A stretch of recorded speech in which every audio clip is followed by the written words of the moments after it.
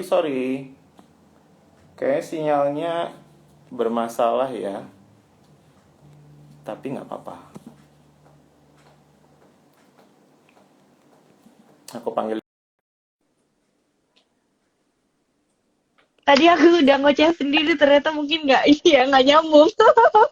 Kita berdua ngoceh sendiri. Nggak balik. Kacau, kacau banget. Nggak apa-apa dong, nggak apa-apa dong. Iya. Yang suka kayak gini nih kalau kalau IG live itu kayak gini nih, tapi nggak apa-apa. Kita panggil Eti dulu ya, bentar ya. Oke. Harus memastikan nih orang-orang di rumahku nggak pakai wifi dulu sih. Sebenarnya tadi aku udah bilang, tapi memang mungkin.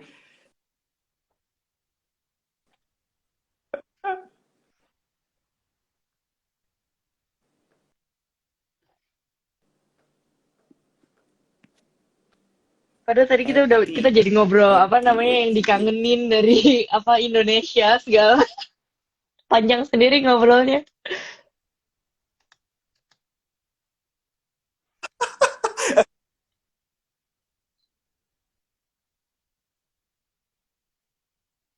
Tapi tadi Eti nyambung juga nggak? Jangan-jangan Tadi itu kita memang berdua bisa gitu nyambung, kali ya? kita berdua tadi masih nyambung. Tadi kita berdua we were talking about how much we miss like Tapi Indonesia and belum then muncul everything. ntar ya. Belum. Terus malah kita ini Oh masih ya, nyambung nggak sih sebenarnya? Iya.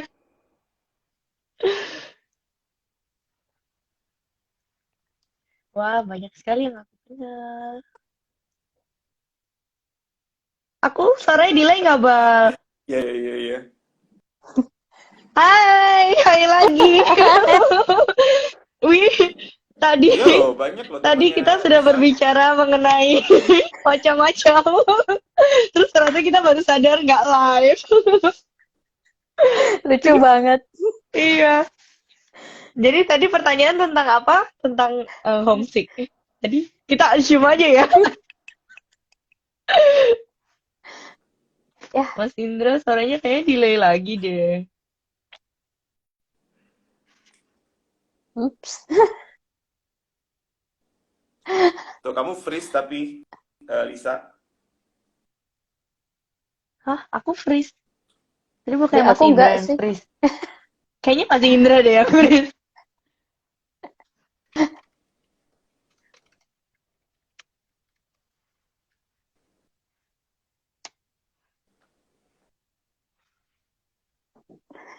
Masih freeze kah? Dra, Dra, Dra.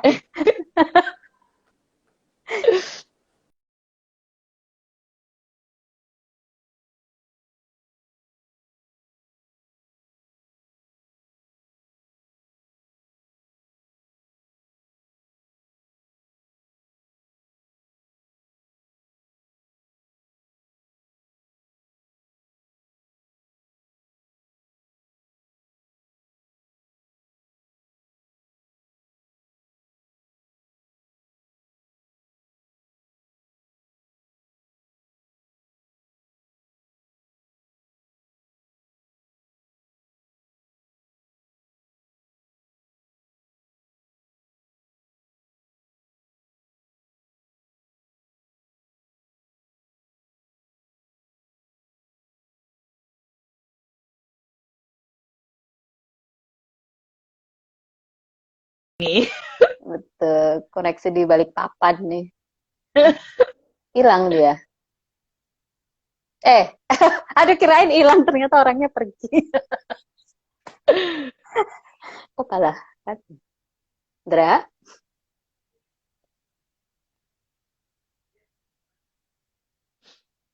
Mas Indra nggak ada suaranya.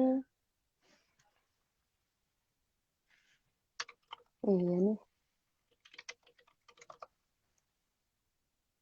Ini cukup berat live hari ini. Sepertinya ya.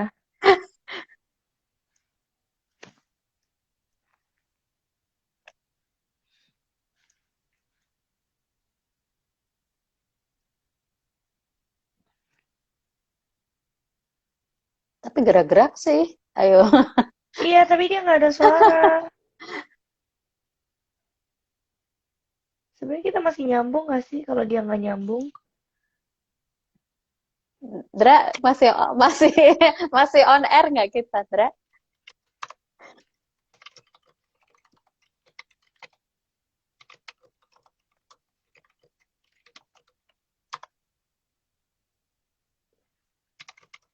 Oke, sinyalnya jelek.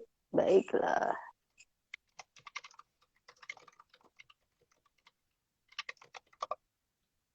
Pak Pres, ada yang mau ini? Tapi kalau satu akun,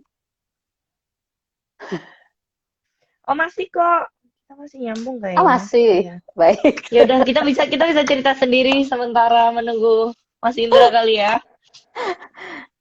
Iya, betul. Sejak tahun 2010 saya pengangguran. Maksudnya ikut Hmm. suami, statusnya ibu rumah Ya, tangga. nggak nganggur lah, bisa jadi penerjemah apa segala macem kok. Ada Pak Presiden. Kenapa sinyalnya? Sinyalnya kurang ramah.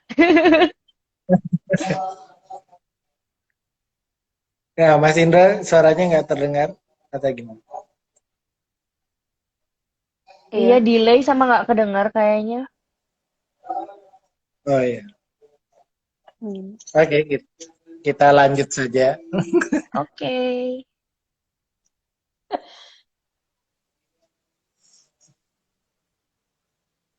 Ya, sinyalnya putus-putus kayak hubungan kita katanya. Aduh, Aduh, wah, aduh, berat, berat banget. berat. Abis ini putus lagi nih kayaknya. Berat banget itu.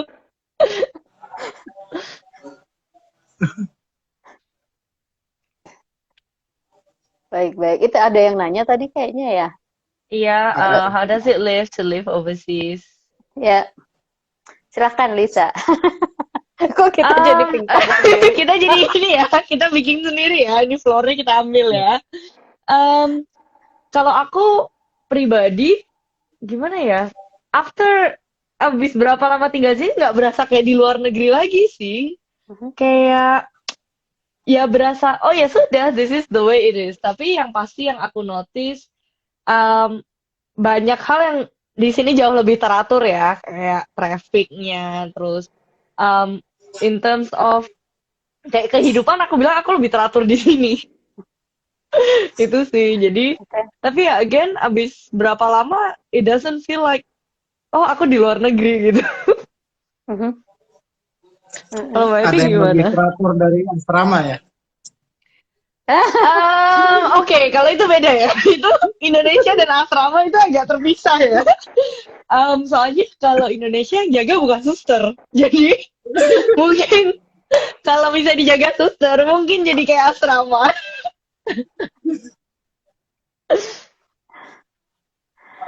Oke, oke. Menarik, Kalau di menarik. Epi gimana? Kalau di aku gimana ya rasanya?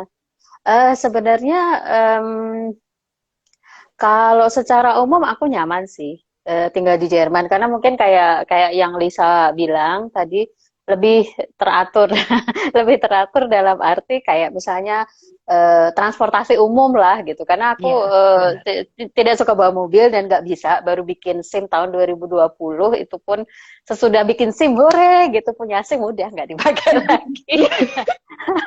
Karena aku suka banget gitu naik metro, naik Iya, bis, enak. dan itu kayak enak banget gitu jadwalnya jelas, haltenya jelas, Mm-mm. berapa menit gitu. Itu sesuatu yang hal-hal kecil ya, yang atau sebagai pejalan kaki kalau mencet lampu merah, tak mobil merah, kita hijau ya kita main jalan aja gitu, nggak Iya, harus iya ada yang benar. nyelonong nggak gitu. Jadi yang simple things ya, simple things Iya gitu yang benar. membuat jadi oh gitu enak ya gitu di sini. Cuman ya Jerman itu sangat paper base ya. Jadi untuk mencari pekerjaan misalnya harus ijazahnya harus cocok gini gini. Itu beda dengan di US atau di Indonesia di mana yang penting ya kalau kamu bisa buktiin ya kerjain aja gitu. Itu di sini apa sering kita gagal ketika penyaringan ijazah karena tidak linear ya. Mereka apa-apa maunya linear dan itu untuk saya sulit. Makanya sampai sekarang juga kayak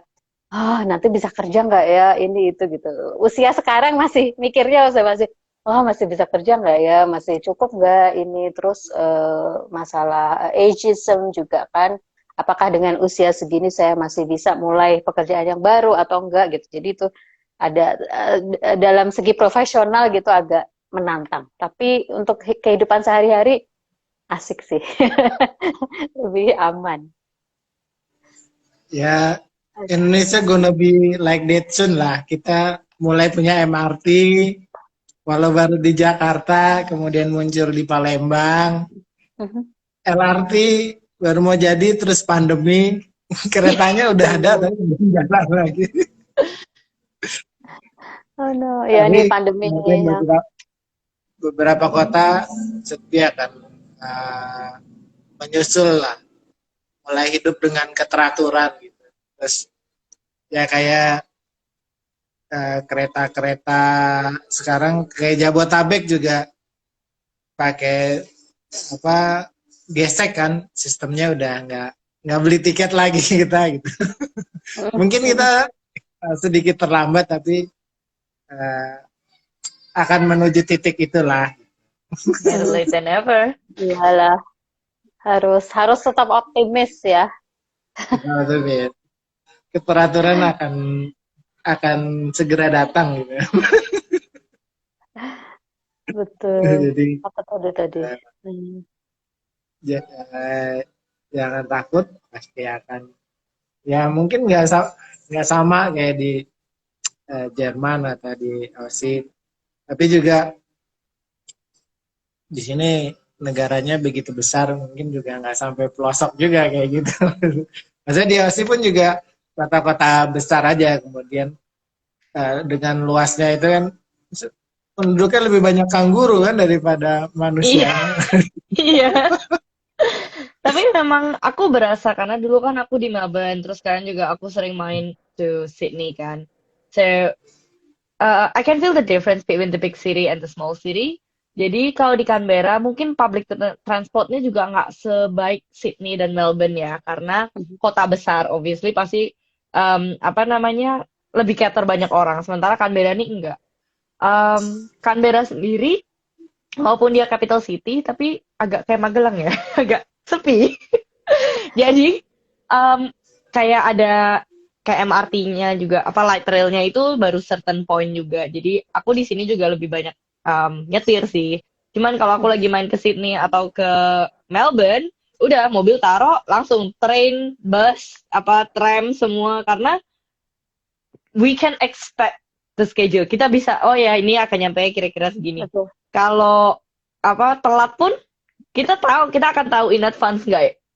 Adalah occasionally yang telat ini apa tapi itu pun nggak sering dan itu bisa expect maksudnya we don't need to expect that to happen gitu loh karena tidak sesering itu gitu.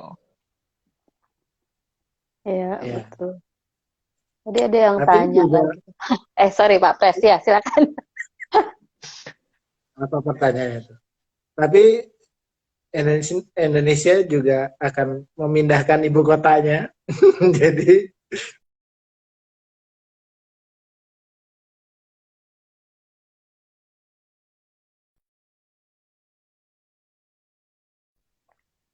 Ya. Ada pertanyaan tuh buat Kak, kok bisa udah lama tinggal di luar negeri tapi narik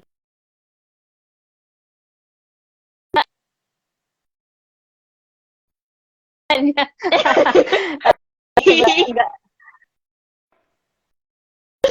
Sebenarnya sekarang sudah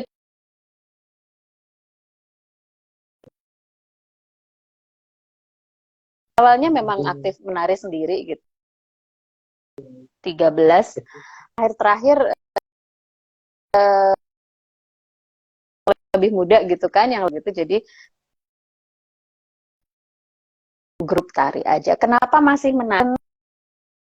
Diperlukan gitu. Banyak orang suka menari sebenarnya, tapi tapi kadang diperlukan orang yang bebas. Koreaan. Jadi saya dan beberapa organizing. Nah, untuk mengorganisirnya itu perlu dedikasi gitu, bukan cuman menarinya aja. Dan itu penting sih, penting untuk jadi di luar itu bukan cuman kayak tari Bali lagi, tari Jawa juga bagus, tari Kalimantan. Kita perlu apa ya, memperkenalkan gitu ke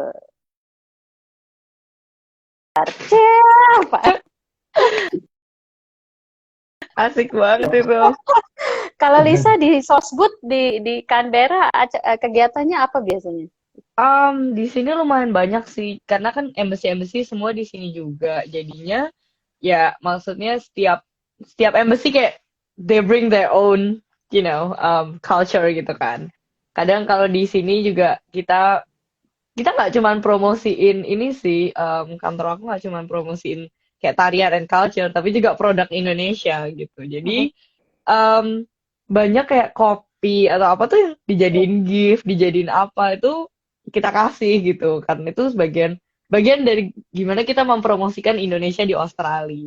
Terus before pandemic, jadi di Canberra itu ada multicultural festival gitu. Jadi kita harus present tarian Indonesia. Waktu itu sempat kayak festivalnya kita bawa batik, istilahnya batik Solo gitu segala macam, batik festival. Terus sempat juga apa sih namanya? Kita tahun kedua ini apa sih, barong? Bukan barong, yang gede banget, yang apa namanya digigit. Apa sih itu ya Oh, yang namanya? kayak barong reok ya, kayak reok. Iya ya, reok, bener Ponorogo. reok. Kita bawa reok gitu segala macam. Jadi banyak banget gitu yang kita promosiin di sini. Apalagi kan kita bertindak sebagai representasinya Indonesia di Australia kan gitu. Jadinya ya harus banyak sih yang bukan harus banyak ya. Kita punya banyak yang bisa dipromosiin gitu di sini. Gitu. Ya, lot of people don't know Indonesia, they just know Bali. Surprisingly loh, kayak there are so many people will say, "Oh, so you're from Indonesia. So is it close to Bali?" I was like, "Bali is literally in Indonesia." So they're like, "Is it?" And I'm like, "You'd be surprised." Ya itu lucu ya karena Australia kan kayak banyak sekali turis orang muda gitu ya yang ke Bali gitu kan, maksudnya harusnya they should have known better gitu. Kalau di Jerman lucunya adalah justru yang udah tua-tua mereka kayak inget gitu tahun 70-an itu mereka kayak road trip gitu ke Sumatera, Jawa, Bali. Itu tahun-tahun itu ternyata ngetren gitu. Jadi mereka kayak hitchhiking gitu-gitu. Yang aku bilang, wah gitu, aku suka surprise. Kita aja belum gitu. pernah mungkin ya. Aku sendiri, aku kan nggak terlalu suka jalan-jalan gitu. Jadi kadang kalau dengerin orang Jerman, wah mereka udah kemana, udah ke Papua, udah ke Sulawesi, udah. Oh, oke, wow. Anda lihat apa aja di sana? Oke. Udah pernah? Belum. Jadi lebih eksotis kalau orang Jerman suka ya memang banyak ya tetap yang kenal Phuket. Oh, dari Phuket ke Bali, dari Bali ke mana gitu, ke New Zealand gitu. Jadi tetap cuman ada juga kalau yang emang benar-benar suka traveling, mereka suka yang unik-unik gitu. Jadi lucu juga sih. Kadang aku yang saya dari Jogja, emang tahu Jogja? Oh, tahu 30 tahun yang lalu. Oke. Jadi saya lama ya. Jauh banget. Iya, tapi kalau orang sini nggak banyak yang tahu Jogja sih, surprisingly. Okay. Terus, ya mereka banyak kan kalau ya bule Aussie taunya Bali, obviously. Mereka some of them would ask me, "Oh, so do you recommend me to go to Jakarta?" Which I always say no, karena karena ke Jakarta itu cuma dari mall ke mall. Kalau misalnya untuk mereka travel around untuk cari kayak museum and stuff, it will be a little bit hard karena dari public transport. Kalau mereka, "Oh, can I just hop on to the bus?" And I'm like, "No, you can't. You can't just hop onto the bus." It's like, "Oh, really?" And I'm like, "Yeah, well, unfortunately, Indonesian public transport is not that advanced yet. But yeah, if you just hop onto a bus, you'll get lost." Mereka, oh okay gitu. Tapi I always say to them, look, if you wanna, visit like some of the biggest shopping center, yes, you go to Jakarta. But if you don't, then it's not the right place for you. There are lots of other places kayak Raja Ampat kalau mereka lebih suka gitu ya. Jadi um, banyak sih places yang bisa di visit. Ya, Ada Wow. pertanyaan, wah, Kak Eti ini banyak loh fansnya dari tadi Kak Eti. Aduh, nggak gitu sih, kayaknya agak-agak aneh gitu ya profilnya. Pertama kali belajar bahasa Jerman, bagaimana? Saya masih belajar sampai sekarang. Siapa yang tanya ya? Rachel atau siapa betul namanya? Jadi saya masih belajar sampai sekarang. Pertama kali belajar, believe it or not, saya mulai belajar di Yemen, di negara Arab. Jadi teman-teman sekelasnya orang Arab semua. Untungnya gurunya memakai direct message, jadi dia ngomong memang bahasa Jerman dari nol pelan-pelan gitu. Coba kalau dia menerangkan pakai bahasa Arab, saya sudah wassalam, saya udah nggak ngerti sama sekali gitu kan. Jadi itu uniknya gitu. Level pertama saya selesaikan di Yaman, waktu tinggal di Yaman, karena berpikir oh ya nanti cepat atau lambat kan akan sampai ke Jerman, jadi harus belajar gitu kan, harus belajar bahasa Jerman juga, bahasa Arab juga. Bahasa Arabnya gagal total, selain menghitung saya udah nggak bisa lagi. Tapi bahasa Jerman masih jalan terus. Sulit sih, sulit. Kalau berbicara udah lumayan, tapi menulis, nah ya, grammarnya agak suka banyak kesalahan. Grammar susah, ya. Grammar susah, susah banget. Gitu. daripada di Timteng kan hurufnya jaja udah beda gitu kan. Iya, Sedih dia apa dia. betul. Jadi kita nggak bisa menebak-nebak ya. Kayak misalnya itu dulu kenapa motivasi saya belajar bahasa Arab meskipun sehari-hari kita lingkungannya berbahasa Inggris gitu kan. Karena ngelihat tulisan gitu, misalnya mau kemana gitu ya, naik mobil. Ini arahnya bener atau enggak aja nggak tahu kan. Karena kalau di kota nggak ada bahasa Inggrisnya. Kalau kayak di jalan tol gitu dia ada bahasa Arab, terus ada huruf Latinnya kan. Tapi kalau di kota kan nggak, restoran gitu. Kayak misalnya ada tulisan apa gitu. Apaan tuh? Oh, funduk. Tapi funduk aja kita bisa baca alfabetnya funduk. Funduk itu apa gitu. Baru kata, oh funduk itu hotel gitu kan. Tapi kan mana kita tahu kalau cuma lewat doang. Ini apa? Semuanya kayak anak kecil ya. Kita ya, you have no idea gitu. Apa? Kan tempat belajar bahasa paling baik itu kalau turun subway kan bisa kelihatan. Oh ini berarti artinya exit gitu kan. Keluar gitu. Betul, betul. Di beberapa negara Eropa kemudian jadi beda-beda, ada yang salida, terus ada tapi Betul. pasti exit deh, jangan keluar kan kalau keluar Terus dari. kalau ada orangnya yang begini itu pasti exit ya, emergency exit gitu. Untung Jadi saya cuma bahasa belajar Inggris ya.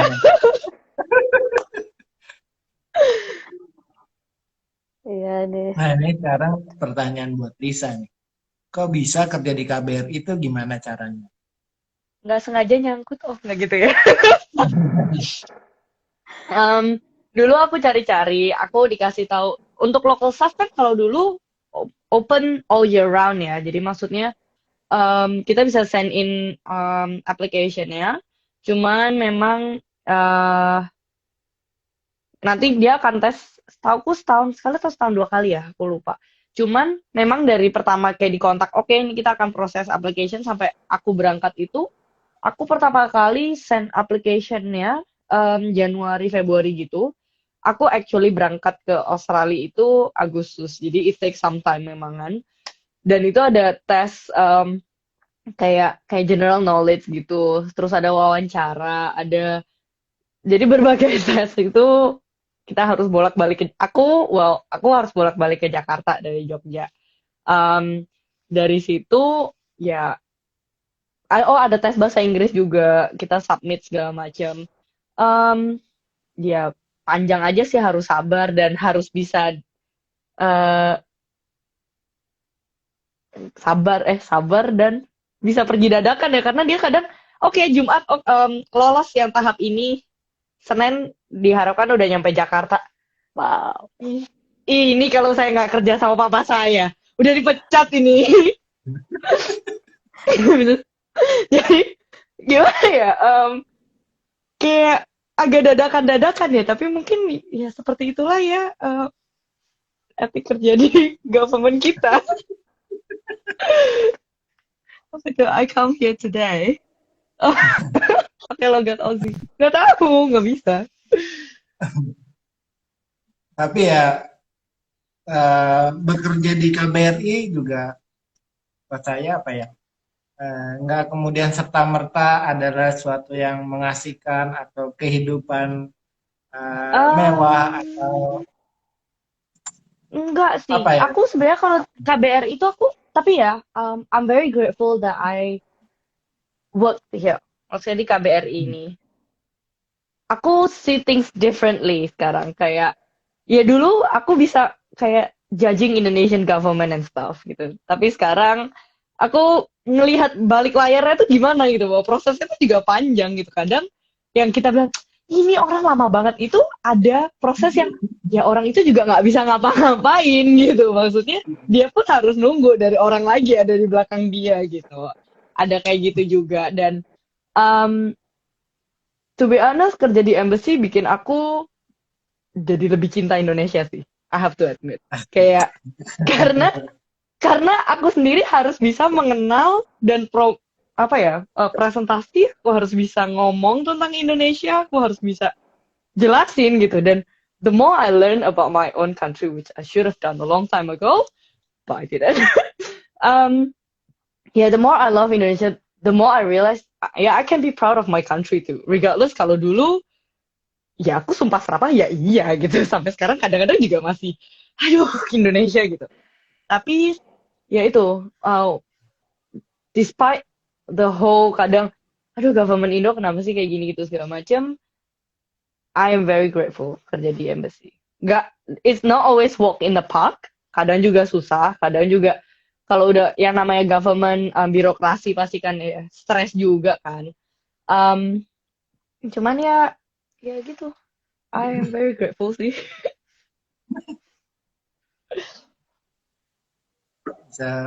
Nearly bakalan 17 Agustusan nih kan, proklamasi gitu kan. Kalau aku kan biasanya kan memang kayak gini tuh summer tuh saatnya orang-orang bepergian gitu. Saya pernah mengalami upacara di Wisma Indonesia di Madrid, satu kali di Rio de Janeiro, dan selalu menangis di momen-momen upacara di luar negeri gitu. Gimana dengan kalian juga ikutan upacara gitu atau do something lain? Karena mungkin kalau yang di embassy ada kewajiban nih. Kalau yang di Frankfurt bukan di kota utama, mungkin apakah juga ada upacara atau upacara lewat TV atau gimana pengalamannya di 17 Agustusan? Oke, kalau di Frankfurt itu jadi kalau di Jerman tuh kan ada 3 perwakilan Indonesia. Jadi KBRI ada di Berlin, lalu ada 2 konsulat jenderal di Hamburg dan di Frankfurt. Jadi di Frankfurt tuh ada KJRI-nya. Jadi sebelum pandemi selalu ada upacara bendera.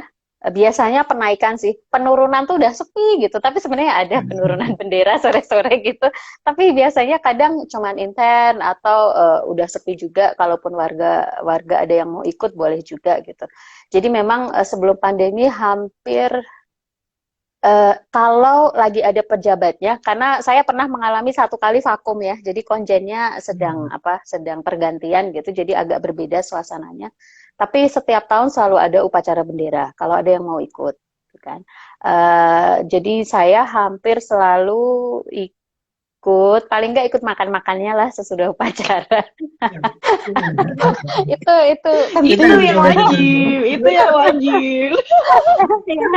Tapi kalau karena saya gabung grup penari, jadi kadang memang kita tidak bisa ikut upacara karena harus menyiapkan pentas ya, karena hampir selalu kalau nggak saya sendiri beberapa tahun saya sendiri tampil juga bersama beberapa teman lain, tapi tahun-tahun terakhir ini biasanya kayak ngebantuin gitu teman-teman lain yang mau tampil gitu. Jadi memang kadang absen gitu. Tahun ini makanya saya nggak bisa ikut live kalau tanggal 17 karena tahun ini saya diundang lagi gitu ikut 17-an karena tahun lalu virtual gitu. Tahun ini ada undangan terbatas gitu untuk ikut upacara bendera secara langsung gitu di Wisma Indonesia. Jadi ikut sih.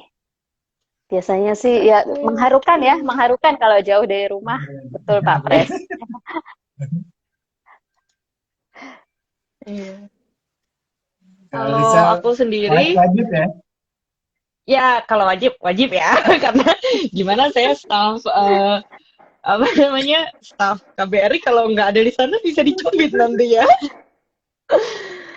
Jadi kalau aku sendiri, dulu awal aku ya kalau dari SD, SMP dan selanjutnya selalu aduh pacaran lagi gitu. Tapi kalau di sini 17-an itu a big thing.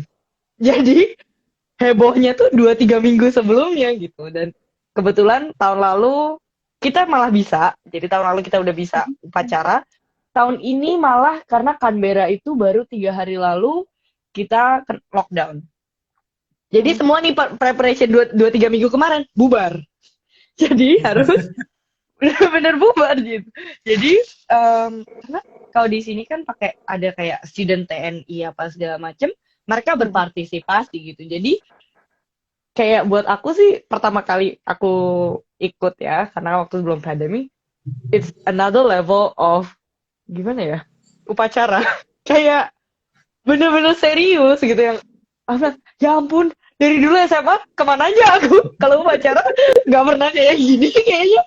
Ini kayak bener-bener yang gimana ya orang hikmat banget. Terus yang apa namanya mengheningkan cipta. Terus yang jadi nggak cuman kayak lagi kepala sekolah yang kasih itu doang terus kita kayak lainnya kapan sih kelar gitu tuh enggak gitu. It's another level buat aku ya. Mungkin karena aku terus di embassy kan. Jadi aku tahu how serious people actually prepare for it. Yang Paskibra tim Paskibra juga latihannya tuh sore berapa hari sebelum tuh tiap hari segala macam gitu. Udah berasa kayak nonton di istana tapi versi mini ya. Karena yang Paskibra juga mereka serius banget latihan gitu. Dan itu yang kalau dulu mungkin di SMA itu ya mereka serius tapi kan beda ya maksudnya keseriusannya gitu dibanding kalau di KJRI maupun di KBRI. Dulu di Melbourne aku pernah ngalamin KJRI dia di Federation Square. Jadi di public, orang nonton. Itu another level lagi, itu beda banget itu udah. Karena yang nonton nggak cuma orang Indo gitu. Kalau yang di embassy kan yang biasanya datang orang Indo gitu. Kalau ini yang nonton nggak cuma orang Indo karena di out in public in a very crowded area. Oh, itu aku pertama kali kayak waktu kuliah sih. Ya ampun, negaraku keren ya gitu. Karena orang kayak oh my god, orang taking picture of it gitu. Jadi aku kayak negaraku tuh sebenarnya keren ya.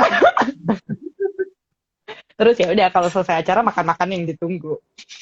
Betul. Yeah. You can meet a lot of people that day kan.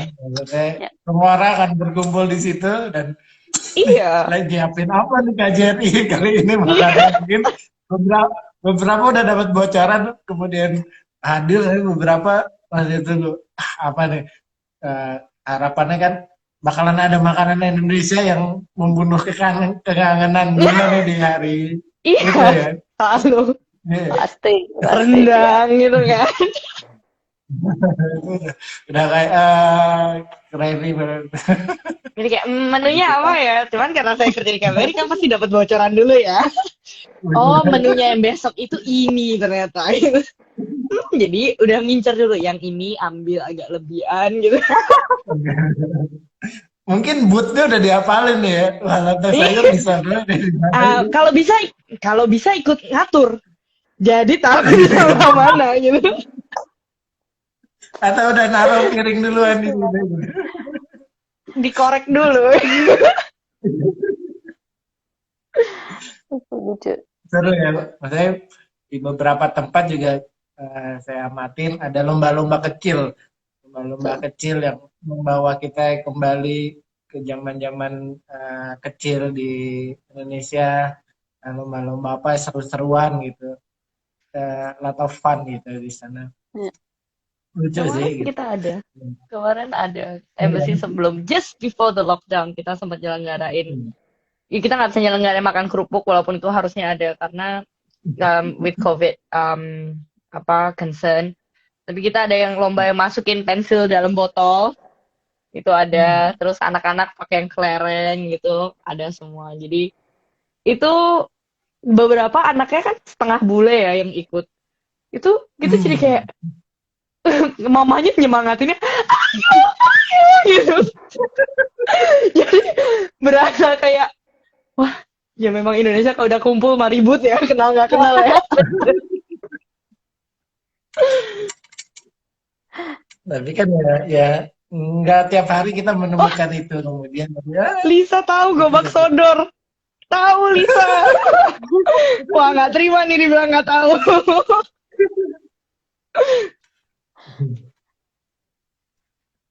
ada ngomongin enggak. Kak, menu Indonesia apa yang bisa dinikmati di situ? Waduh. Mungkin Kak Eti mau start? Waduh. Sebenarnya kalau sekarang ini banyak sekali ibu-ibu Indonesia yang masak. Jadi kayak bikin makanan untuk dijual secara private. Terus ini sekaligus nih pertanyaan yang berikutnya saya Iya. rapel aja ya. Ada restoran Indonesia enggak?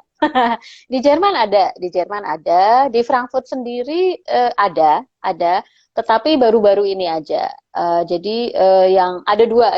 Itu udah bersyukur banget sih, ada dua itu udah yang haleluya gitu. Karena pas saya datang itu belum ada. Jadi kalau pengen makanan Asia ya pergi ke Chinese food atau Vietnam. Kalau restoran Vietnam atau Thailand di sini banyak di Jerman. Jadi larinya ya ke situ-situ gitu. Kalau pengen Nasi banget Padang gitu kan Frankfurt. rasa-rasa.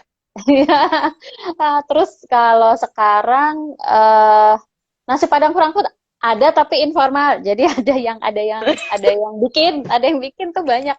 Jadi ada beberapa menu yang ada banyak pilihannya. Jadi justru kita kayak nasi Padang kali ini aku pesen di situ apa di situ gitu. Sate atau apa. Tapi kalau restoran cuman ada dua. Jadi ada namanya Wayang, yang satu itu orang dari Surabaya. Jadi taste-nya juga agak lebih ke Jawa Timuran gitu ya. Terus satu lagi namanya Bali Bistro. Tapi makanannya macam-macam. Jadi ada rendangnya, ada ayam betutu, ada iga konro. Aduh jadi lapar. Ngabsen ya. Jadi itu enak juga ya. Tantangannya tentu saja bagaimana membuat makanan Indonesia juga bisa dimakan oleh orang asing ya. Jadi kadang you know lah gitu, ada orang Indonesia bilang itu ini nggak autentik lah bla bla bla gitu. Sementara masak sendiri aja. Ya makanya karena saya nggak bisa masak, jadi saya udah bersyukur banget gitu bisa makan makanan Indonesia, bisa ngasih tahu orang gitu kan. Kalau ada orang yang nanya, oh di mana gini ada makanan Indonesia, dulu nggak bisa gitu, ketemu orang di Uni terus bilang di mana ya gitu, adanya yang paling deket makanan Thai gitu. Sekarang kita bisa gitu promo sendiri, oh ya ke sana, kalau kamu suka ini ke situ, kalau kamu suka ini ke situ gitu. Itu lebih asik juga sih gitu. Itu dari saya. Kalau di Australia mungkin lebih banyak ya, Lisa, atau gimana? Waduh, Canberra sih banyak ya. Again, kita selalu di Sydney pun ada, karena aku ya sering PP ke Sydney. Jadi di Canberra dan di Sydney itu ada grup, ada Facebook grup, ada WhatsApp grup kalau yang Canberra. Aku part of it juga. Yang mulai dari snack lah, dari makanan berat itu ada semua gitu. Jadi tinggal siapa lagi buka PO aja gitu kan. Cuman ya kan pasti buka PO untuk hari Selasa rendang ini gitu. Terus kayak wah cepet-cepet ini gitu. Tapi terus terang aku lebih suka yang di Sydney karena mungkin di Sydney itu lebih banyak orang Indo ya. Jadi rasanya tuh kalau yang nendang banget gitu. Kayak yang Mbak Vita bilang tuh ada di Marubra. Marubra tuh daerah KJRI. Jadi memang banyak orang Indonya di situ. Di situ ada mie kocok Bandung. Waduh, itu enak banget. Aku inget banget satu kali aku lagi dinas ke Sydney, ada waktu itu Ari Lasso ya kalau nggak salah. So aku nggak ngerti itu Ari Lasso. Cuman bos aku tuh minta foto, terus aku Pak, siapa? Ari Lasso. Hah? Ternyata Ari Lasso lagi makan di situ. Aku nggak tahu itu. Maksudnya karena udah malam jam 10, abis itu kita masih nyetir ke Canberra. Jadi rasanya kayak udah boleh nggak sih ini makan terus langsung pulang gitu, udah nggak ngeh kan. Lalu orangnya pergi baru, siapa Pak itu? Terus dia ajak foto. Ya, terus ya begitu. Terus ada Medan Chia. Medan Chia tuh jadi lebih kayak ke arah makanan Cina-nya gitu. Ada lagi kalau yang ada restoran namanya Ubud, itu dia lebih kayak bule. Jadi agak adjusted. Jadi di Sydney sendiri itu banyak banget yang mulai dari yang otentik, yang masa kita bisa bilang, ini nih gitu, ada ayam goreng 99 gitu. Bener-bener yang ayam goreng Indo banget gitu. Cakangkung Indo banget. Jadi banyak banget yang gimana ya? Bisa pilihannya gitu, karena mungkin ya orang Indonesia di sana banyak ya, married sama bule juga banyak, jadi mungkin ada butuh juga yang otentik, ada butuh juga yang agak-agak kebule-bulean gitu. Sementara kalau di Canberra opsinya nggak sebanyak itu, karena orang Indonesia pun tidak sebanyak tuh kan, Mbak Vita tahu kan sama nanti. Terus jadi ya memang dulu kita pernah ada satu restoran kecil gitu, dia jual soto Betawi, soto, pokoknya yang bener-bener otentik gitu rasanya. Tapi nggak lama tutup karena yang jual udah tua banget. Kita, ya gitu kayak satu-satunya harapan makanan Indo gitu. Terus akhirnya ya sekarang kita lebih ke PO itu, atau ada yang baru buka, cuman aku belum coba juga sih. Katanya sih baksonya nendang, cuman ya belum tahu lah gitu. Mungkin pertolongan pertama tuh kalau di berat gitu yang pasti ada tuh Chinese food. Jadi kalau udah pasti ketemu apa-apa tuh udah itu penyelaman pertama banget. Rescue tuh udah pasti Chinese food, minimal ada nasi, ada noodle gitu. Kayak misalnya ya di Europe gitu, optionnya lo makan risotto bisa 50 euro. Tapi kalau udah ketemu Chinese food udah Chinese food saving banget gitu. Udah aman banget itu, aman banget pasti. Lo bakalan ketemu nasi, pokoknya pertolongan pertama ya udah cari. Kalau makanan Indonesia masih sulit ketemu, pertama kali pasti yang ada Chinese food. Itu udah kayak penyelamat. Aku sebenarnya nasi Indomie ada nggak di Aussie? Banyak banget Indomie. Gila, Indomie nggak ada, saya yang impor nanti.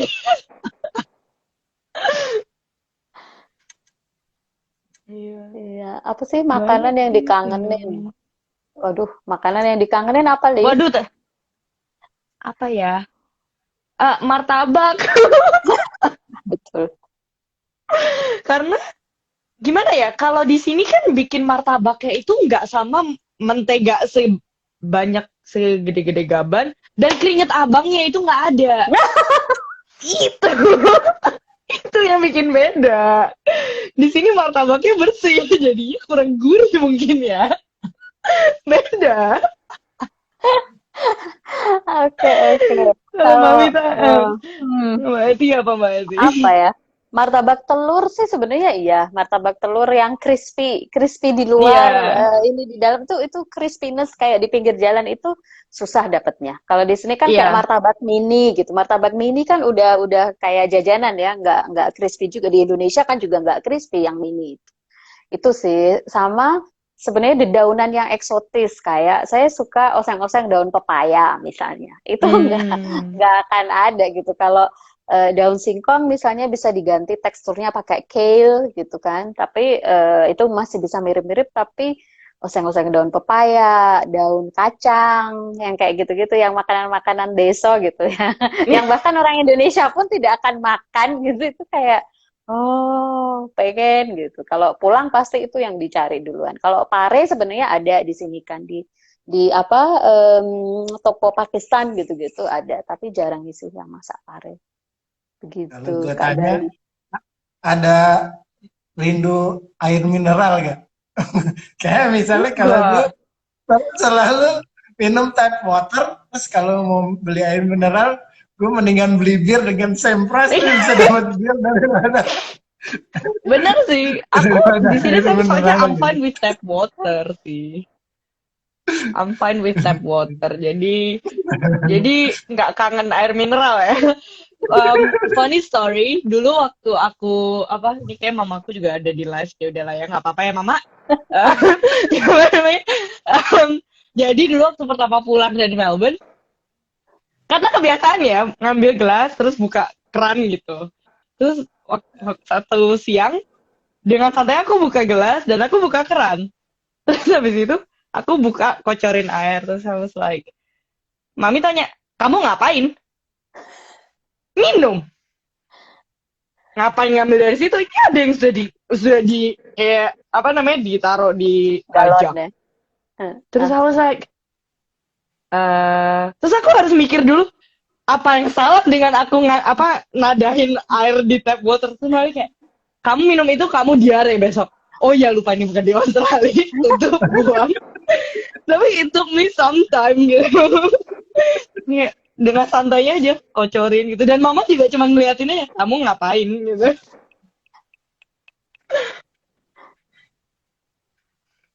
Iya, jadi kadang-kadang kalau pas sudah pergi lupa ya. Untung mama ada di situ. Kalau enggak kan aku sakit perut 2 hari kemudian. Diare ya. Iya, Orang beberapa kalau di makanan sini beberapa orang di sini makanan aja kan kemudian ada di ada pinggir jalan air. Di Jerman ya ada juga kan Mbak pasti. Ada. Iya, yang di pinggir jalan. kadang-kadang minum dari fonten dia malahan. Iya, heeh. Kalau di Ya, Indonesia udah sakit perut dulu. Iya, maksudnya banyak makanan juga dengan penyesuaian karena ya tadi bumbu-bumbunya susah didapatnya di luar kan. Jadi ya kalau nggak bisa masak juga nggak apa-apa ya, Ti. Karena nyari bumbu dengan selera juga susah gitu. Dia susah banget. Mahal jatuhnya. Karena mungkin beberapa orang harus travel ke Belanda untuk mendapatkan karena mungkin Belanda lebih banyak hal-hal tentang Indonesia gitu. Jadi, tapi ada juga yang bela-belain untuk Si Mami bilang Belanda. betul. Oh ya, itu mama saya. Halo baru agree. tante. Ketahuan deh ya. Iya, Nak. Masih ada pertanyaan itu? Saya belum bisa baca. Mana? Indomie ada nggak? Bandel, Udah. sebenarnya anaknya. Kayaknya mama has learned to accept it, so ya udahlah ya. Iya. Kalau orang Jerman sukanya minum sparkling water. Itu yang bikin Oh saya iya, di malah Aussie juga.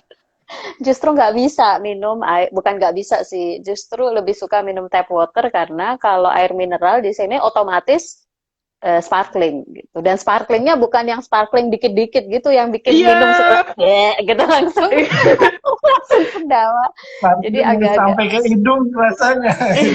oh, itu sekarang sih udah ada kayak yang sparkling dikit, medium sama yang normal. Tapi yang normal itu justru yang keras gitu. Jadi kalau bisa minum dari tap water ngapain beli yang botolan gitu kan? Karena ada juga yang still water kan ada juga. Still Tapi kan sayang banget gitu. Bayar. Ada Ya, 2 pertanyaan nih Kak. Mbak Eti mau mulai dulu. Ada 2, kalau disuruh pilih tinggal di luar negeri atau di Indonesia, sama pernah ngalamin rasisme nggak? Pilih tinggal di mana? Kalau saya susah. Coba jujur. Susah karena nggak bisa pilih ya sebenarnya gitu. Bukan berarti saya di sini terpaksa gitu enggak sih. Tapi nggak bisa pilih karena kalau Indonesia jelas it's home ya. Kalau orang berada di rumah itu kan kita punya pilihan-pilihan yang berbeda gitu. Kayak misalnya gampang aja lah mau kerja. saya kalau di Indonesia pasti bisa kerja gitu, kerja profesional ya, yang mendatangkan uang, yang bisa nabung buat pensiun segala macam segala macam. Sementara di sini kayak untuk mengaktualisasikan diri secara profesional itu kayak masih harus mencari jalur gitu. Jadi itu untuk saya sebagai kayaknya kayak itu kompromi yang cukup berat gitu sebagai perempuan kayak bilang oke, bukan berarti ibu rumah tangga itu lebih rendah kelasnya dari dari perempuan yang bekerja, tapi kayak misalnya saya tidak punya anak gitu kan, jadi saya kalau misalnya di rumah kalau orang yang ngurus anak gitu, jadi kamu ngapain gitu, ya nggak tahu gitu. Saya ngapa-ngapain sih, tapi kayak misalnya nggak ada justifikasi kan, why are you staying at home, ya nggak tahu juga, orang saya nggak ngurus anak tapi bekerja juga enggak, tapi jadi yang kayak gitu. Cuman kalau tapi karena saya berkeluarga, maksudnya saya menikah dengan orang Jerman dan sekarang dia tinggal di sini gitu ya, it's not a choice gitu. Where he is where I am gitu kan. Jadi ya udah gitu. Itu saya nggak bisa memilih sih. Kalau suatu saat memang jalannya harus tinggal di Indonesia atau mungkin ke Arab lagi gitu karena tugas suami atau apa, ya jalanin aja gitu. Saya orangnya simple dan santai saja. Tapi nggak bisa memilih kalau misalnya harus gimana gitu. Jadi pertanyaannya ya oke, plus minusnya apa gitu, harus selalu dilihat pada saat keputusan itu harus diambil, itu aja sih. Itu satu pertanyaan dulu ya. Kalau rasis kayaknya ntar deh. Ya, Lisa dulu kalau harus memilih gimana. Waduh, aku kalau bisa pilih, ya maunya di Australia sih. Mungkin karena terus aku Udah ke jujur Indonesia aja mau ini banget ya, mau banget balik balik ke lagi ya. Australia.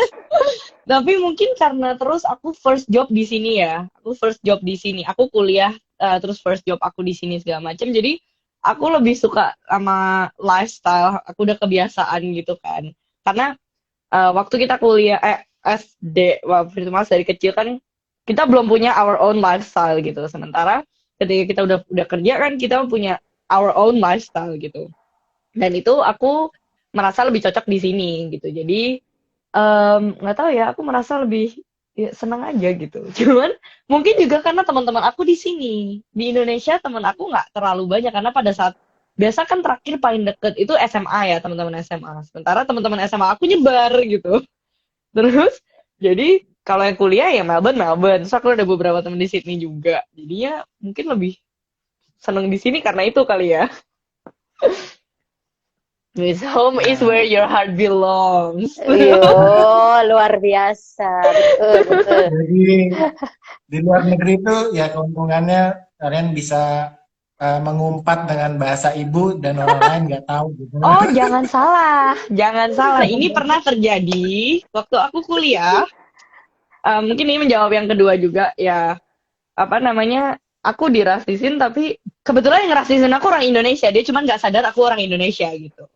Jadi Oh, ada yang kayak, aduh, ini cewek ngapain sih buru-buru banget beresinnya, pada saat itu kita sudah tutup. Dia datang 5 menit sebelum apa namanya sebelum actual closing cafe-nya. Ya mungkin dia nggak tahu itu aku Indonesia juga ya. Terus dia kayak, "Aduh, ini cewek ini ngapain sih buru-buru banget udah beresnya?" Terus aku kayak, oh ya karena kita sebenarnya udah tutup, jadinya pakai bahasa Indonesia aku ngomongnya. Jadi ya ini kita memang harus jam 7 itu sudah selesai semua. You have to see the look on her face. Oh ya. itu satu, mungkin dia merasa bahwa nggak ada orang Indonesia di Melbourne. Saya juga dirasisin pada saat itu. Ada dia, oh just because I didn't know what Americano was. Jadi kalau di Australia kita nyebutnya long black. Terus orang ini entah kenapa mungkin dia udah ada something juga ya di apa namanya di hari-hari dia, maksudnya sebelum dia sampai di cafe where I used to work as a part time. Dia just because I didn't know, dia order large Americano. Terus I'm like, I'm sorry. Terus dia kayak, I just want a cup of Americano coffee. I was like, aduh mana aku lagi diregistrasi sendiri kan. Terus dia jadi rude, dia yang kayak, just go back to your country then if you don't even know what Americano is. I was like, oh wow. um, Terus my manager apparently dia step in, dia bilang kayak, well pada saat itu untungnya manajer aku stand up for me juga gitu. Jadi I was like, okay. Ternyata itu cuman masalah kayak gitu. Tapi I think racism itu di mana-mana ada, cuman tinggal background story-nya apa aja. Jadi even di Indonesia juga kita punya racism. Jadi we don't have to actually Betul. go overseas to experience that. Gitu. Jadi aku bilang everywhere. Jadi pasti ada di setiap country. Hmm. Hmm. Kalau di aku sih racism yang sangat obvious. Jadi sebenarnya ini agak mundur sedikit. Aku orangnya suka nggak ngeh. Jadi dan itu menurut aku sebuah keuntungan besar bahwa aku suka nggak ngerasa. Bahkan di Indonesia pun kadang aku nggak ngerasa. Kalau dikatain atau di apa gitu. Kayak misalnya di Aceh ya, karena aku kerja sebagai penerjemah gitu. Dan semua orang merasa bahwa orang dari Jakarta, banyak orang, bukan semua. Saya nggak mau menggeneralisir, tapi banyak orang Aceh yang pada waktu itu merasa, oh orang Jakarta itu invasi gitu. Jadi orang Jawa adalah penjajah. Jadi mereka sebenarnya juga agak hostile gitu kan, kadang-kadang sama kita gitu. Terutama kayak misalnya saya sebagai penerjemah kan saya nempel staff manajemen tentu saja, karena mereka yang perlu penerjemah gitu, bukan staff lokal. Atau kadang kalau ada kasus gitu, saya mendampingi penerjemah staff lokal. Jadi kadang saya dikata-katain pakai bahasa Aceh, dan saya nggak tahu gitu bahasa Aceh. Tapi kadang saya cuma tahu gitu dari gesturnya, tapi saya udah biasa ya. Yang namanya penerjemah kan kadang kita terima you kill the messenger gitu kan. Jadi saya kadang nggak ngerti gitu kan, kadang nggak ngerti. Bahkan ketika udah dikata-katain pakai bahasa Indonesia, kadang saya cuek gitu kan. Karena saya ngerasa, oh saya gitu yang dikatain gitu. Jadi ketika di Yemen gitu, mungkin diteriakin pakai bahasa Arab gitu. Untuk saya, kalau saya nggak merasa ya saya cuek aja gitu. Toh saya nggak ngerti, kalian rugi gitu. Apa schimpfen, apa tuh ngata-ngatain saya pakai bahasa kalian sendiri, karena if I don't understand, it doesn't touch me gitu kan. Cuman yang kadang menyakitkan hati itu ketika perlakuan gitu. Kalau Frankfurt itu kotanya sangat internasional ya. Jadi ada lebih dari 140 nationality yang tinggal di Frankfurt. Jadi saya tetap beruntung, saya sangat beruntung bahwa saya tinggal di Frankfurt, nggak di kampung. Karena di kampung itu mereka lebih konservatif lagi dan lebih aneh kalau ngelihat orang asing gitu kan. Misalnya kayak, oh perempuan Asia nikah sama bule, lu a bridesmaid ya, lu ketemu di panti pijat mana, lu nail artist ya gitu. Kamu bersih-bersih ya di rumah. Itu stereotip ya. Kayak perempuan-perempuan Asia yang menikah dengan orang bule gitu. Di sini ada stereotip tertentu gitu. Jadi itu saya nggak merasakan karena di Frankfurt sangat internasional. Tapi sometimes racism dalam bentuk you're invisible. Jadi kayak misalnya di kasir gitu ya. Saya pernah itu yang membekas banget. Saya pernah belanja di kasir supermarket biasa. Di depan saya bule, nenek-nenek kulit putih, belakang saya nggak ingat lagi karena saya udah saking belakang juga kulit putih, jadi saya di tengah-tengah. Depan saya tuh cuma 5 euro belanjanya. Saya nggak begitu memperhatikan awalnya. Kasirnya halo gitu kan, good morning mbak, pakai bahasa Jerman ya. Kalau cuman kayak gitu kan saya bisa juga ya, good morning, danke, itu saya ngerti lah ya pada waktu itu. Yang depan disapa, dia pergi dibilang danke ya, saya dong belanja 20 euro, uang yang saya keluarkan di supermarket itu.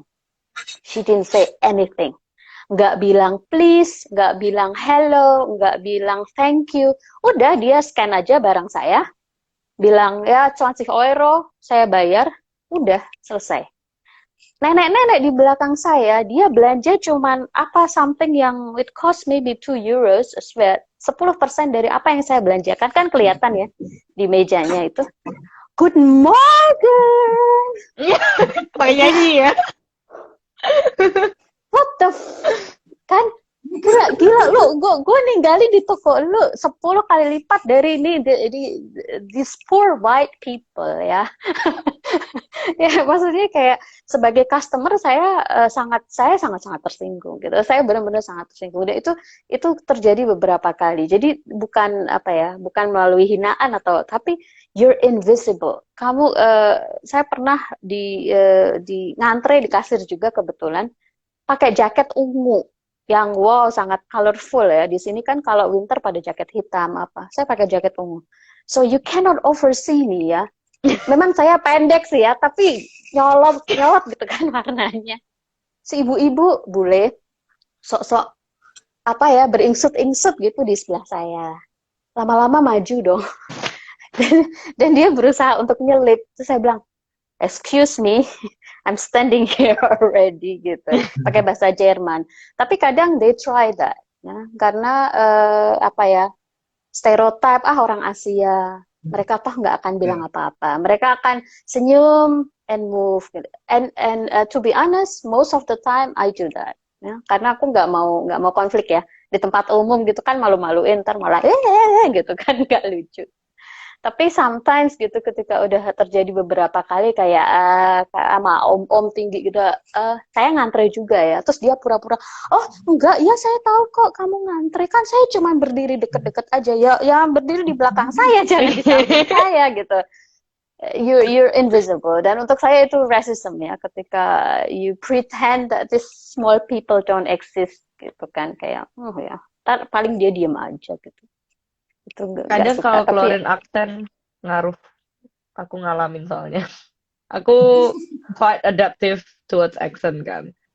Jadi kadang aku juga kadang yang mereka nyela-nyela tuh ada lah, pasti pernah juga kan. Tapi mungkin lebih banyak waktu aku di Melbourne ya, karena di Canberra di sini isinya diplomat semua, jadi obviously from all around the world. Di Melbourne juga.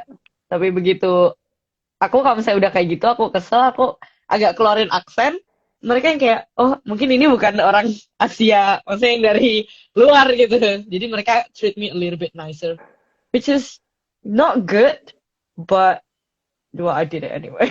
Kayak kadang udah males gitu. Excuse me, gitu. Mereka kaget. Iya, Kadang-kadang betul.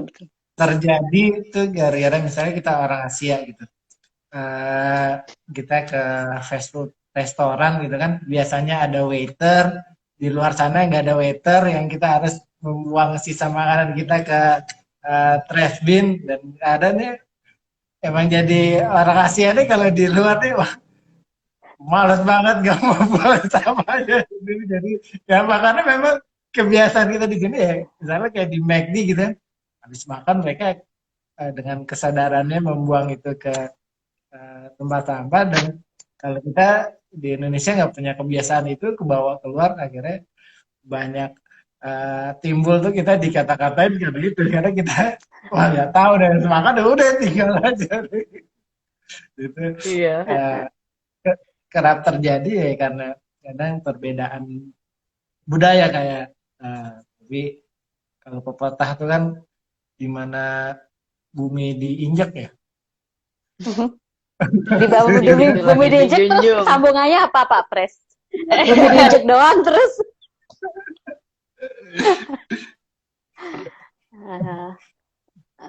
Tapi seru sih. Nah, banyak orang berpendapat tuh kan, kalau orang-orang Indonesia kemudian stay di luar, lu udah nggak Indonesia gitu. Lu nggak cinta Indonesia, lu kenapa sih tinggal di luar, kenapa nggak pulang gitu.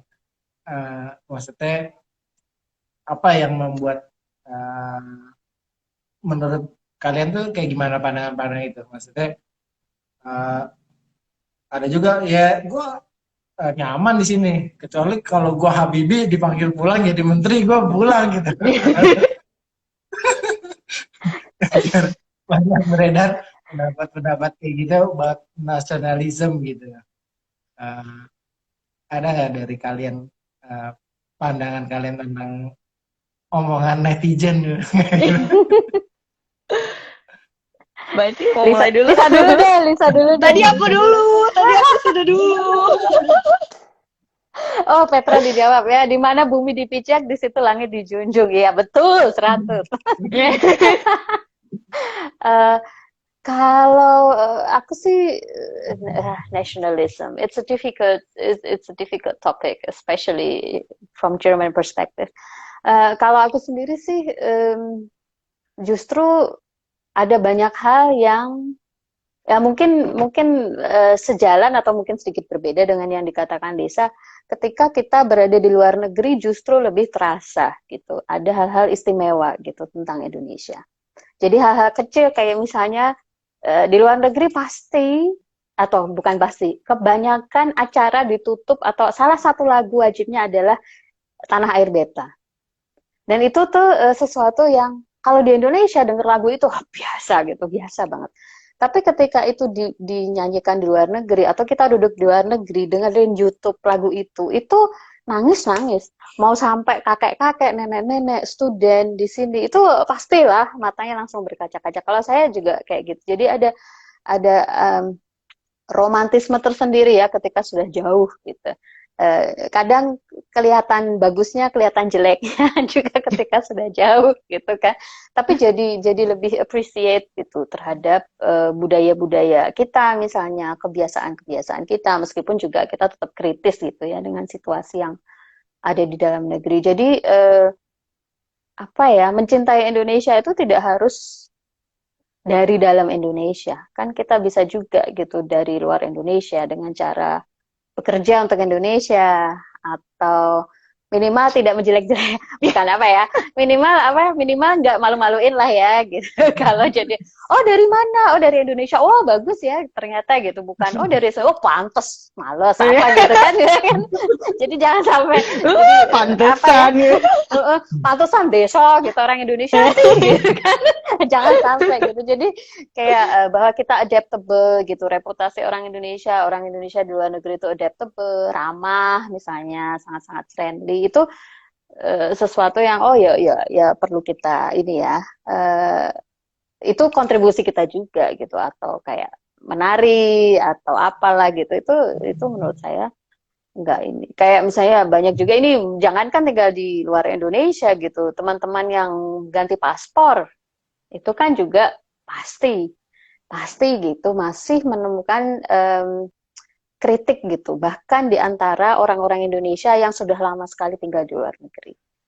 Sementara saya sendiri paspor Indonesia, ya saya paspor Indonesia, tapi saya setelah bertahun-tahun gitu, saya memahami bahwa ganti paspor itu bukan cuma masalah cinta tanah air aja. Gitu. Itu ada banyak pertimbangan lain yang pasti udah panjang ya pertimbangannya gitu, kenapa mereka ganti paspor. Jadi buat saya kayak lu nggak cinta Indonesia ya makanya ganti paspor.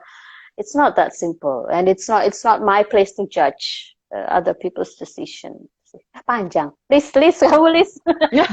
Waduh, aku juga dengerinnya seneng loh. Kayak, ya ampun, mengerti banget struggle aku. Masalah ganti paspor dan itu, ya ampun, hadepin tiap hari. Tapi ya aku setuju sih, ya mencintai Indonesia nggak harus dari ya kita harus di Indonesia gitu. Again, aku merasa aku lebih lebih proud, aku merasa lebih Indonesia ketika aku di luar gitu. Ya kayak Mbak Eri bilang, kalau di Indonesia ya biasa kayak gitu. Tapi ketika di sini, apalagi yang waktu itu aku di Melbourne, orang nonton pengibaran bendera Indonesia di Federation Square, itu something banget gitu. Maksudnya it wakes something inside me that I'm Indonesia gitu. Jadi nggak cuman I'm Indonesian, kayak aku bukan Indonesian just because aku identify as one, but I am Indonesia. I'm part of Indonesia, and I'm bringing this overseas. I'm showing to other people that look, this is my country that I'm very proud of. We have this, and maksudnya ketika kayak gitu, gimana ya? Rasanya beda. Mungkin ya sama kayak menghadiri pengibaran bendera di Indonesia waktu SD, SMP, SMA yang sampai kita panas banget gitu kan. Di compare to ketika kita di luar negeri, pengibaran bendera, ya elah kita lihat bendera kita naik aja belum tentu setahun sekali gitu kan, mungkin kalau nggak ada pengibaran ya nggak lihat gitu. Jadi menurut aku personally ngerasa aku lebih nasionalis ya bisa bilang ketika aku di luar negeri gitu, karena ya mungkin ketika jauh jadi kayak lebih ada kerinduan ya, jadi kita lebih apa ya, ya lebih appreciative gitu. Menurut aku gitu sih. Jadi ya gue kira-kira ya binder lah. Gue pernah main angklung di luar gitu, dan orang-orang kemudian takjub, oh bambu bisa keluar suara kayak gini ya gitu. Kayak ya emang, terus jadi kita jadi kemudian menceritakan tentang negeri kita gitu. Jadi ternyata teman-teman yang di luar negeri ya kurang lebih begitu. Jadi lebih punya kesempatan kemudian untuk bangga akan negerinya. Juga buat saya banyak orang juga bekerja di luar negeri, maksudnya kayak TKI itu juga saya appreciate banget karena dia pejuang devisa maksudnya saya. Jadi orang-orang ya kita di luar negeri ya kemudian dia tetap merah putih kok gitu kan, tetap merah putih, mereka tetap upacara gitu, tetap ini mereka tetap merah putih gitu. Masalah ganti paspor atau masalah lain itu hanya kadang kayak kebutuhan buat living gitu kan, kayak kadang lo harus jadi residen ini, lo harus ini, tapi darahnya tetap merah putih gitu. Yeah. Tapi suka sih, maksudnya kemudian masih tetap mengembangkan seni budaya, memperkenalkan seni budaya kita di luar negeri gitu. Saya lihat juga beberapa itu kayak ada kelas-kelas bahasa Indonesia gitu kan di luar. Jadi beberapa keluarga yang tadi ada yang campuran lah apa, dia ternyata harus menyekolahkan anaknya itu di les bahasa Indonesia gitu, karena bahasa Indonesia nggak ditemuin itu, dan orang tua juga agak kesulitan mengajarkan bahasa Indonesianya di rumah. Jadi itu buat saya wow, berarti masih ada kemudian orang-orang Indonesia tetap mau memperkenalkan bahasa ibunya kepada anak-anaknya gitu kan. Di tempat kalian ada juga tuh kursus bahasa Ada. Indonesia ada ya? Embassy facilitate. Jadi kita kan ada Wisma Adikbud. We actually facilitate Indonesian language learning untuk orang-orang yang tertarik, dan nggak cuma bahasa, kita juga facilitate yang mau tari, yang mau belajar gamelan. Jadi kalau misalnya hari Senin di Embassy itu ada gamelan, kelas gamelan yang datang bule-bule. Ya. Karena juga ternyata orang bule juga banyak belajar di Indonesia tentang culture kita ya. Banyak yang main, kemudian balik ke sana bisa main gamelan, bisa jadi dalang, ada segala macam. Jadi betul. kita di sana juga kemudian jangan sampai kehilangan apa yang kita punya di sini, karena kadang-kadang kalau udah kita lupakan malah jadi rebutan sama negara tetangga, ini bukan punya lagi. Walaupun kadang juga sedikit-sedikit lupa tadi, kayak oh iya reok namanya kayak gitu. Karena udah lama. Iya. Marah banget. Apa ya itu? Iya, aku tadi ada yang nanya lagi nggak? Oh, ada yang nanya soal apa mengumpat. Aduh, mengumpat di bahasa Jerman standar seperti di bahasa Inggris. Standar. Seperti di bahasa Inggris. Ya umpatan yang biasa di bahasa Inggris gitu, itu ada bahasa Jermannya. Udah itu aja sih. Ada yang unik-unik juga gitu. Tapi sama sih sama bahasa Inggris. Cuman beda beda sama bahasa Indonesia gitu. Kayak nama binatang itu enggak Aneh ya enggak kalau enggak. nyebutnya. Nama binatang enggak. Kalau ya kayak shit gitu-gitu ada terjemahannya lah di bahasa Jerman. Jangan buka Tapi kelas di sini ya Mbak ya. ya jangan deh, jangan. Terus apa nanya apa dengan suami saya pakai bahasa Jerman. Eh, tapi midway karena awalnya pakai bahasa Inggris. Jadi ketemunya di Indonesia, tapi dia bahasa Indonesianya sudah banyak lupa. Jadi awalnya pakai bahasa Inggris sampai kami tiba di Jerman, terus sampai level tertentu kayaknya intermediate atau apa gitu. Saya yang maksa, yaudah yuk latihan gitu pakai bahasa Jerman. Jadi sampai sekarang bahasa Jerman, bahasa Jawa cuman buat misu-misuin dia aja mas. Kalau saya sudah terlalu emosi, yang keluar Tetap ya. kayak gitu kan. Ya, apa gitu atau kadang nggak kelupaan ya jadi habis ngobrol sama temen pakai bahasa Jawa terus kesel sama dia gitu keluarnya bahasa Jawa terus kayak tunggu apa ya tadi Salah bahasa, maksudku salah gitu bahasa kan. ya. Salah gitu switch gitu itu sih. Bahasa Arab saya sudah lupa jadi nggak dipakai lagi Enggak dipakai. apa Iya. Kadang tuh di luar malah lebih kejam. Kita bisa diledekin dengan suara-suara binatang. Maksudnya kadang kita orang Asia tadi buat rasisme, kadang mereka mengejek kita dengan senda guraunya pakai misalnya suara-suara monyet gitu. Kalau ngeledekin itu lebih sakit daripada udah ngomongin itu kan kita paham gitu kan.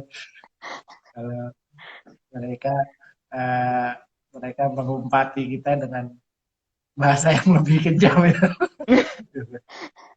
kalau saya nggak ngerasa sih Pak Pres jadi kalau ada orang kayak bikin suara-suara monyet gitu saya lewat aja karena saya nggak ngerasa nggak usah dituju baru kayak suka ada orang gitu itu bukannya kita yang diomongin ya hah oh kita Wah itu pura-pura mental banget itu takes time untuk sampai di level kayak gitu. pura tapi emang mungkin apa ya tell me itu ada gunanya nah itu dia udah telat banget baru sadar gitu kadang jeleknya adalah kadang saya telat ya gitu kayak misalnya ada perlakuan yang tidak menyenangkan gitu karena saya nggak sadar kalau itu saya yang dimaksud atau saya yang dituju kadang marahnya belakangan sakit hatinya belakangan gitu kan jadi pas udah lewat gitu baru hah aku harusnya tadi marah-marah gitu kan jadi lebih kesel gitu tapi pada saat terjadi biasanya saya nggak ngeh gitu nggak ngeh gitu jadi ada baiknya juga sih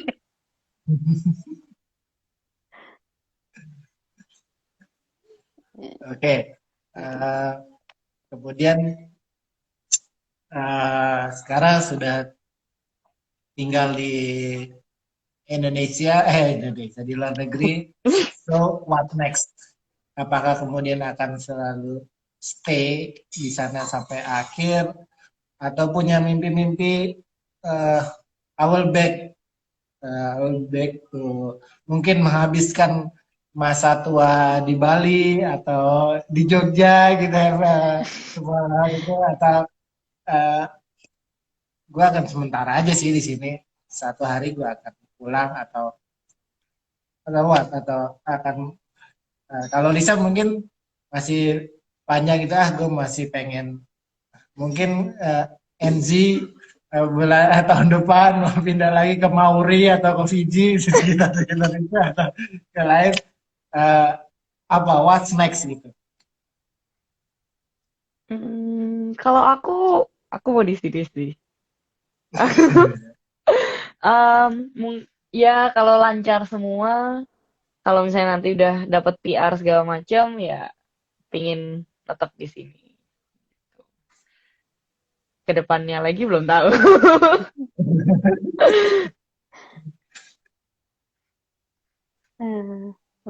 Kalau itu gimana? kalau aku kayaknya sih let's talk about being realistic kalau secara realistis sepertinya memang di sini Sepertinya emang di sini. Lebih karena saya sudah permanent resident gitu kan. Jadi sebenarnya untuk visa, nah itu kelemahannya adalah visa saya sebenarnya sudah unlimited gitu, tetapi kan nyangkut dengan paspor Indonesia yang setiap 5 tahun diganti gitu. Jadi setiap 5 tahun saya harus ngurus visa baru, bukan karena visanya nggak keluar, tapi karena ya itu masa berlakunya nyambung sama paspor. Jadi semoga segera mendapatkan paspor yang 10 tahun. Di sini belum bisa, belum ada. Perwakilan emang nggak bisa deh. Belum ya? Oh, nangis deh. Perwakilan, setahu saya untuk semua perwakilan Indonesia perpanjang hanya 5 tahun dan nggak bisa e-paspor. Maaf Ya, kalau menjawabkan e-paspor dalam atas nama konsuler. sedih.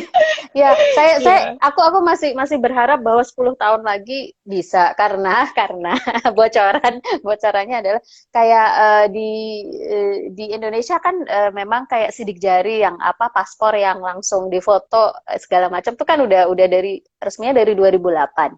Di Frankfurt baru dimulai tahun 2018. Gitu kan. Iya, Jadi benar. 10 tahun Di gapnya. perwakilan. Jadi aku berharap ini ya tahun ini tahun lalu ya ada kebijakan paspor 10 tahun, 10 tahun lagi itu akan nyampe di perwakilan. Siapa Ya, tahu semoga gitu. ya. Semoga amin gitu kan.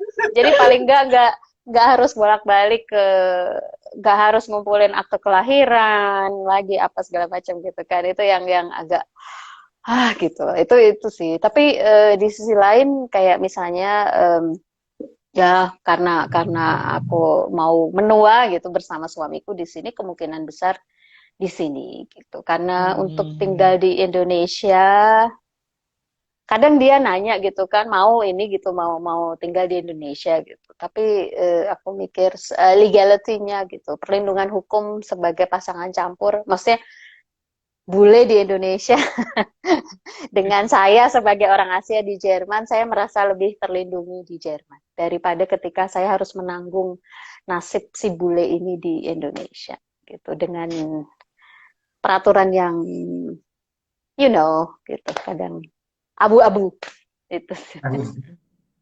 Tapi itu 5 tahunan nggak apa-apa lah. Masih jadi nice reminder gitu. Lu masih orang Indonesia, jadi harus ngumpulin Iya. akte lagi. Tapi asal nggak lupa aja ya. Teman saya ada ibu-ibu mungkin sudah 20-30 tahun di Jerman.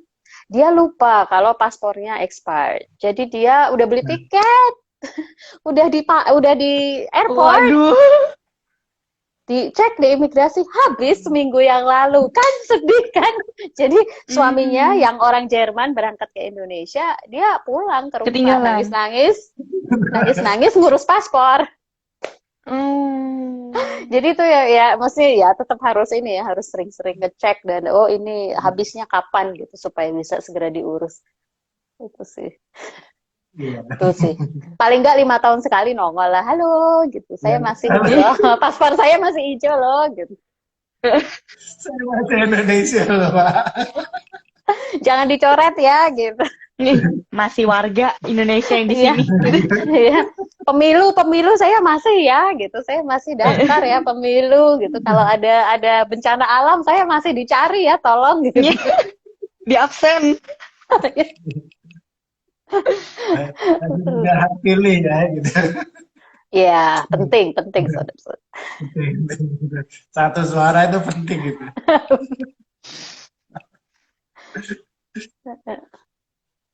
Ya, itu tentang masa depan. Kemudian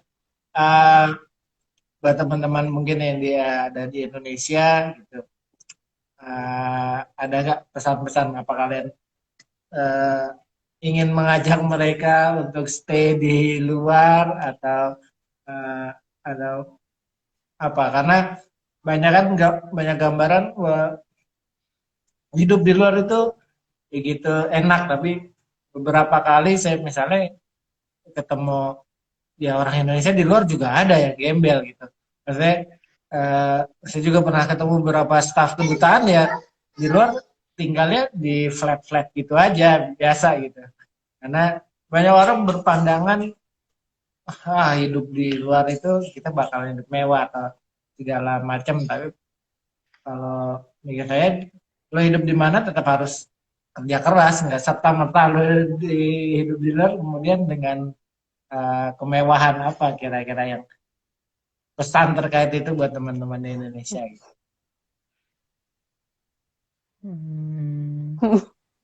Kalau aku cuma bisa ngomongin di Australia. Kalau di Australia, kalau kita kerja full time dan legal, kita pasti bisa afford life, itu pasti. Dulu aku sempat kerja full time waitress, jadi kayak shortly after aku graduate, aku bisa afford life. Perkara mewah atau enggak itu pilihan, ya kan? Kan mungkin ada orang yang, ya aku misalnya gaji 2.000, ya aku mau 1.500 bayar buat rumah, aku sih saya makan Indomie gitu setiap hari. Itu kan pilihan. Um, jadi buat aku ya bukan masalah mewah tidak mewahnya, tapi kalau kerja di luar negeri, kalau kita kerja full time dan kita kerja legal, kita pasti bisa afford our life. Itu yang pasti. Karena kan banyak yang kalau di Indo, walaupun udah kerja full time, udah lulusan kuliah, masih kesulitan buat kayak istilahnya make a living gitu. Kalau di sini, as long as kita kerja full time, legal, dan maksudnya di hire properly ya pasti bisa afford our life. It depends on how do we wanna live the life that we choose. Itu aja sih. Mhm. Ini Pak Pres malah hilang nih hostnya. Hilang. Tapi semoga kita masih on air. Iya. Kalau aku sih, aku nggak apa ya. Tapi mungkin benar apa tadi yang dikatakan Kak Iwan ya, bahwa dimanapun kita menghasilkan uang kan kita mengeluarkan uangnya di tempat yang sama. Jadi kalau gajinya seolah-olah tinggi di luar negeri ya karena biaya hidupnya tinggi gitu kan. Gaji di Jogja sama di Jakarta aja beda gitu levelnya karena biaya hidupnya berbeda gitu. Jadi memang kalau orang dari luar negeri ketika pulang ke Indonesia terlihat royal itu ya karena mereka nabung gitu buat liburan ya kan gitu buat seneng-seneng gitu bukan berarti memang duit sisa gitu maksudnya kita hidup biasa aja gitu. Terus ya apa ya kalau selain itu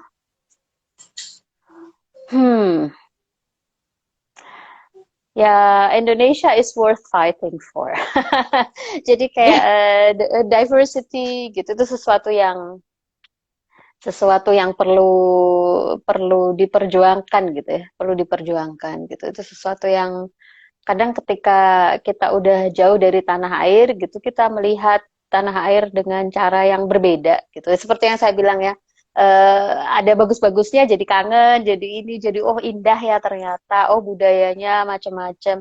Tapi kita juga melihat perbandingan ketika misalnya, oh what work better di luar negeri ya, kayak misalnya keteraturan works better, anti corruption, sorry to say, gitu kan, works better.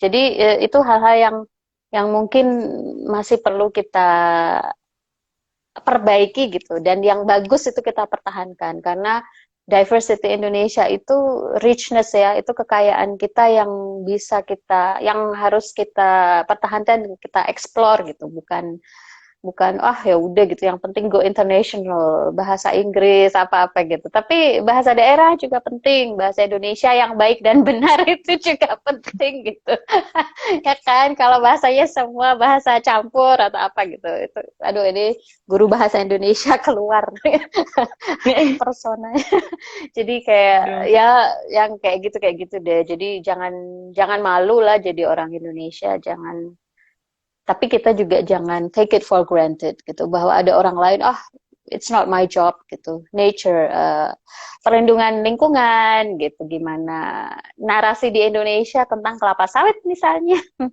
narasi perwakilan Indonesia di luar negeri tentang kelapa sawit narasi pengusaha Indonesia narasi organisasi internasional kan beda-beda gitu itu sesuatu yang perlu kita kadang lihat what's going on gitu. Jadi itu kayak ada banyak isu-isu yang masih perlu kita kerjakan bersama-sama ya, baik dari dalam maupun luar negeri. PR-nya orang Indonesia. PR-nya banyak. PR-nya banyak. PR banget memang tadi kalau di Europe kemudian jadi big issue tentang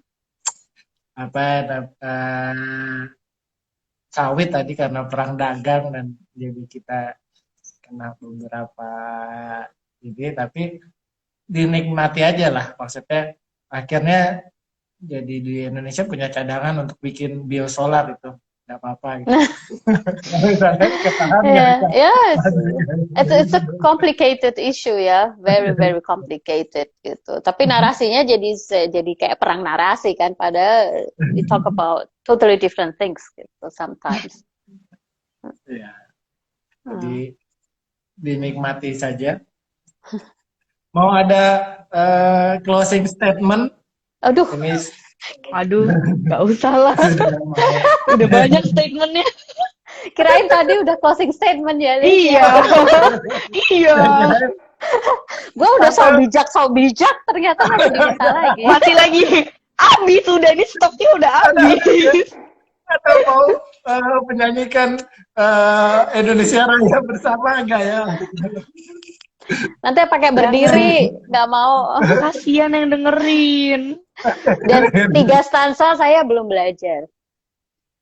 Oh ya, nggak usah jauh-jauh deh. Marvanit kan juga Aduh. panjang.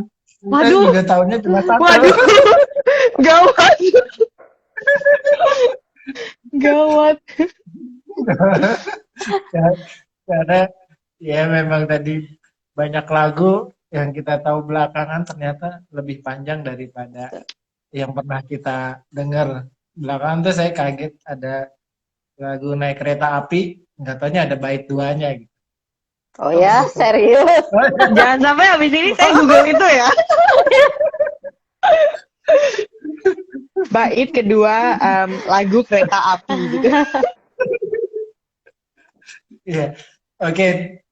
Terima kasih teman-teman. Saya malam ini kita bisa dengar banyak cerita banyak. Karena ternyata ya banyak keseruan di luar negeri. Kemudian mereka ini bahasa kerennya diaspora. Walaupun mereka kemudian ada di luar negeri, kemudian mereka mencari untuk permanen residen segala macam, tapi darahnya tetap merah putih kok gitu. Maksudnya tetap kangen yang tadi yang namanya nasi padang, tetap Kerupuk. tetap bahagia ketemu Indomie gitu. Jadi jangan pernah ragu sama teman-teman yang ada di luar negeri, mereka tetap mencintai Indonesia dengan nasionalismenya. Bahkan kalau dari cerita-ceritanya mereka bisa lebih Indonesia daripada yang ada di Indonesia, karena mereka kemudian bisa proud, bisa mengenalkan banyak hal gitu buat Indonesian culture. Mereka ada yang menari, mungkin ada yang menyanyi gitu, ada yang mengenalkan bahwa Bali itu di Indonesia, bukan, dan ngasih tahu orang kalau ibu kota Indonesia itu namanya Jakarta gitu. Gitu. Kecil seperti itu buat saya juga udah sesuatu, karena di luar sana ya masih banyak yang nggak tahu tentang Indonesia.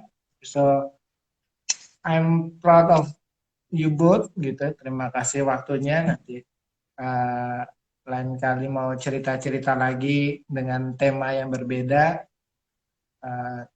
boleh juga. Kita selalu terbuka kesempatan.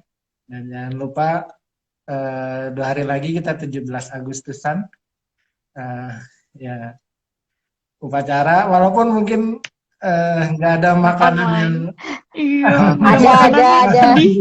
sedih nggak ada Di makanan Frankfurt kali ada. ini karena lockdown. Gantian ya, di Frankfurt ada. Iya. Oke, terima kasih waktunya. Tadi ada mau yang disampaikan lagi? Enggak, udah. Nggak ada? Thank you. Thank you, makasih ya. Merdeka gitu ya, enggak. Merdeka. Merdeka. Oke, bisa Liv. Mas Alright, Indra see boleh you. ditutup. Iya. Baik, makasih. Bye.